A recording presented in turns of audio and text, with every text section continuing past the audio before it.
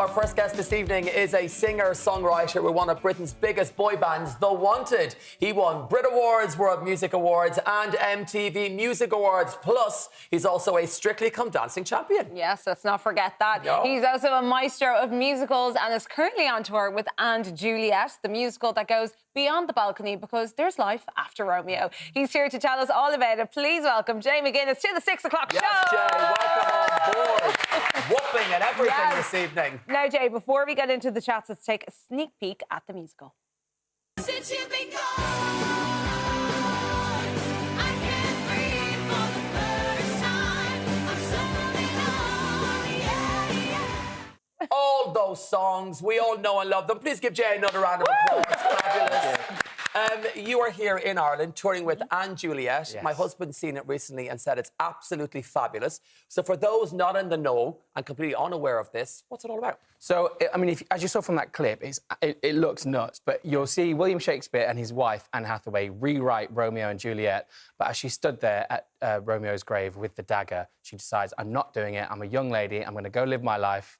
She sings Hit Me Baby One More Time, and away we go. I love it. Go her. Yeah. Now, you play William Shakespeare, That's right. the OG writer of the most iconic love stories. What's it like playing this character? Well, I mean, he is William Shakespeare, but not as you'd imagine him. Yeah. For one, he doesn't have, like, the little, like, sort of no hair on the top and a little bob on the sides. Yeah.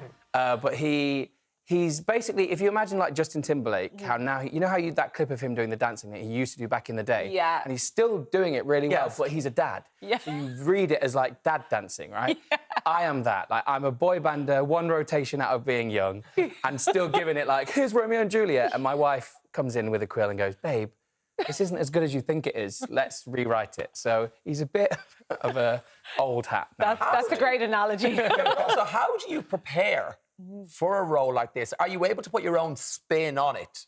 Yeah, I think that, like, I'm quite a geek, and I think that historically this Shakespeare hasn't been quite geeky, but that does come out, I think, a little bit on stage. But I think, like, just reading the script, I mean, I laughed out loud. It's so funny. So I just sort of roll with how it's written. Yeah. Is that really insightful or not? No, it's Probably fabulous. not. We'll get to the script and your first impressions, but you are also a Strictly Come Dancing champion. Round of applause for that. We don't get many of them on this show. Yes. Did your time on the dance floor, there you are with the glitter ball, look at you raising it up, woohoo. Did that prepare you for this role at all? There is a little bit of a tango. Me and my wife, Anne Hathaway, played by Lara Denning, we have an argument, and while we're having an argument, there's a tango. And, yeah, I do feel like I give it a little bit welly. And if people meet me at stage door, especially some of the older lot, they'll say, like, oh, I saw you do some tango. So, yeah, there is a little bit of that, I think. Do you still remember your tango dance from your time? I don't remember a step. Like, apart from, like, some little stuff like that, like, I need to have, like, my dance partner there to remember any of it. Of course, yeah. Now, we heard a little bit by seeing the clip. You've got amazing songs like Since You've Been Gone by Kelly Clarkson, one of our favourites. Yes. Hit Me Baby One More Time. Yeah. Exactly. Katy Perry roar in there. Exactly, you have to hear that. But it is amazing just hearing so many iconic songs being performed on stage. It must be great crack. What's your favourite thing about being part of a show like this? There's one bit that I love where William gathers together some of the characters and they do a boy band sort of tribute, and it's full on silver suits and sunglasses, and that's a lot of fun. I also love watching Lara Denning sing a Celine Dion song, That's the Way It Is, and she just stands there in a white nightgown, and you know when someone just rocks the place with their vocal. Yeah. I watch that every night as in the wing and just think, wow, like, how lucky are we to watch this? Oh, it's You fabulous. teased us there with your first impressions of the script. This musical was created by one of the writers of Schitt's Creek. Have you seen Schitt's Creek? It is, Moira, such a fabulous show. So tell us, reveal all, what were your first impressions when you read the script? I was reading it on a train or something like that, and I remember, like, laughing out loud reading it. And it's rare that something written will make you laugh out loud. And I just thought, OK, I'd seen posters of it everywhere in London, the pink poster with the yellow writing. I thought, what is that? And, like, what's going on with it? And I knew it was Shakespeare and pop music. I was not expecting to, like, genuinely laugh out loud at how much, like, my wife rips into me or the characters make fun of each other. It's really... They deal with some really serious issues, and they do it really, really well. It's funny. When you say your wife, I keep thinking, has he got a wife? Sorry, Your character's Shakespeare's wife. Shakespeare's wife, Because yeah. he's saying it, my wife, I was and you know thinking my that wife. too. Such conviction. Yeah, no, it's so refreshing. Yes. Now, you briefly mentioned the Wantings, so you want to go there, because can you believe it's been 15 years since you all started the band? No, what's funny is you start, like, you know, you move forward from something like that and you say, oh, you know, last year or a few years ago, and then suddenly you're talking about decades. Yeah. And it's just, I don't know how that happened, but I mean, you know, I love looking back now. Now I've got enough room to look back. I can look back and just be so grateful that it happened. And one of your team is wearing a Wanted t-shirt today. Stop. I was so happy about that. I mean, Still got it. It was an era. I mean, you started so young as well. Yeah, I was a teenager when I auditioned, and then I think 19 or 20 when we kicked off. Nathan was the baby. He was like 16. And I must also correct you. You said we were a British boy band. One of our members is Irish. That is true. Siva? That Siva, is true. yes, that's correct. Yes, yes. So let's That researcher will be fired. Even if they are wearing a Wanted t-shirt, I do not care. What age were you when you joined the band? So I think I was 19 when we were formed. Okay, so you're all quite young. What was it like in the music industry when you were all that age to have that success? How did you manage and navigate all of this? Well, you really quickly, your schedule is really full. Like every day you are doing stuff from like the crack of dawn till late at night. And so they encourage you to, there's lots of stuff in place to keep you on track. But you do sometimes go, where's my life, where's my family? And then you go and blow off steam and do crazy stuff. And then you have to sort of live to regret that in the papers. But it is so much fun. If you've got really good people around you, it can be like the most amazing ticket out of what for me was like quite a sort of normal life. Yeah. But you know, like anything, there's pitfalls and... When did you realise when you were in the band, we've made it, we're famous? Is there that defining moment when you go, my life will never be the same again now?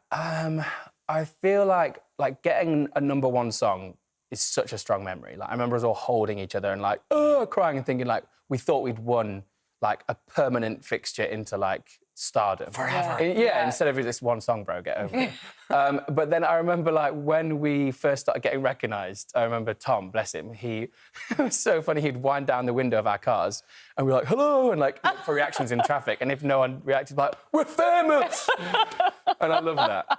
You That is mentioned brilliant. Tom there, your bandmate and friend. It'll be, I think, 3 years this month That's it. since he passed away. It must have been so helpful that you were all grieving together, that you could turn to your friends during that time and say, help me, I'm struggling here. Yeah, I think now that it's been, I can't believe it's been 3 years, I feel like at the time everyone was sort of shell-shocked. And I mean, not just the band, I mean, obviously his family, his wife and kids, and everyone that loved him.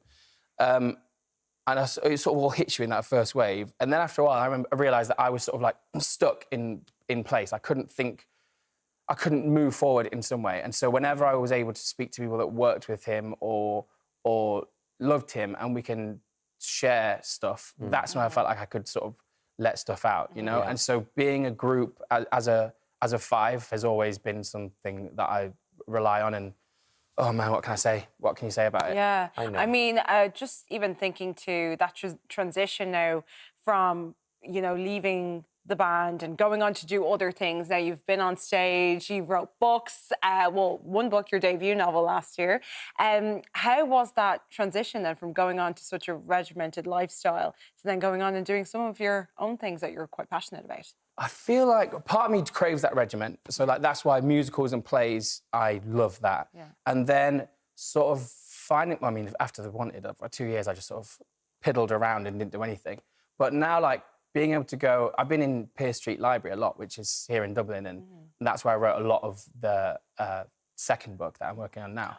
That having to like free time to walk around and do that and like enjoy the day it was new for me for a while. Like to go out like at 9 and sort of have a coffee and look at the world go by. I'm like, oh yeah, I guess it's part of getting old too. Like you start to value different things as well. You're still so young, may I add. I know. Man's in his 30s. I know, but you did mention before, you're really into the books. Like last year, you released your debut novel, Bloodflowers. You just mentioned that you're currently writing something else. Yeah. I don't know if this is an exclusive or not. Just tell us it is. Tell us Yes, more. it It is an exclusive. You heard it here first. Tell us about it. So when I first wrote the first book, I knew it would be part of a trilogy. So that was already in the workings, and I hoped that I would be signed on for a second. And fortunately, after Bloodflowers came out, my publishers were like, "Okay, cool, we're in for all three." So I wrote the second one mostly here in Pearse Street Library, and I'm now like finishing the prologue here as well, just by chance back here. And I love it. Like I didn't use my brain in the band or most of it for so long, and I only ever wrote my name. And now, like to sort of sit and like sort of use that part of my brain that I haven't used since GCSE English. I love it. It's like incredible. good for mental health, I would say. Yeah, exactly. I love big words like prologue. I've no idea what it is, but it sounds fabulous. Give it up for Jay, everybody. There's a cream for that, I think. You can catch Jay and his prologue and Juliet in the Bordgosh till the 8th of March. Head over to bordgoshenergytheatre.ie for the tickets. Get them when you can. 'Cause it's a fabulous Yes. show.